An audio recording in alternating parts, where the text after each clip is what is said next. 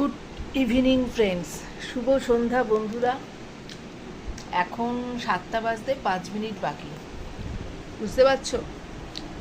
এখন একটু ছোলা খাচ্ছি। এই যে ছোলাটাকে ভিজিয়ে রেখেছিলাম, ছোলাটাকে ভিজিয়ে রাখার পর ওটাকে একটু কড়াতে তেলে নুন হলুদ দিয়ে একটু নেড়ে নিয়েছি।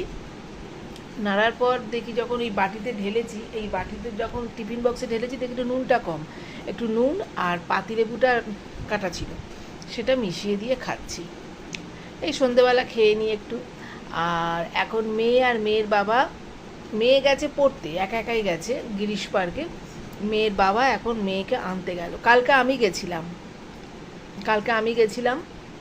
তা আজকের মেয়ে বলেছিল 6টায় ছুটি, সেটা এখন আবার বেড়ে দাঁড়িয়েছে 8টায়। রাত 8টার সময় গিরিশ পার্ক থেকে একটা বাচ্চা মেয়ে, 18 বছরের একটা মেয়ে একা একা বাড়ি ফিরবে নৈহাটি। সেটা নিশ্চয়ই খুব একটা বাবা মার কাছে খুব একটা না, মানে চিন্তারই ব্যাপার, চিন্তারই সবারই তো বোঝো। আর ওই জন্য ওর বাবা গেল। কালকে আমি গেছিলাম।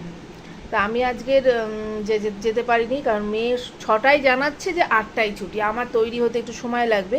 ওর বাবা তাড়াতাড়ি করে তৈরি হয়ে গেছে, হয়ে বেরিয়ে গেছে। আমি এখন বাড়িতে একাই আছি, একটু বসে আছি।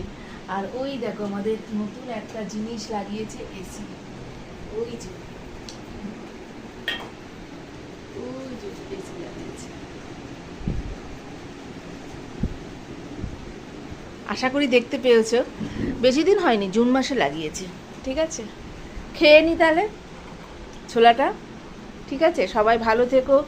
যে যেখান থেকেই দেখো না কেন, আমাকে একটু ভালোবাসা দিও, সাপোর্ট করো, প্লিজ প্লিজ প্লিজ। টাটা।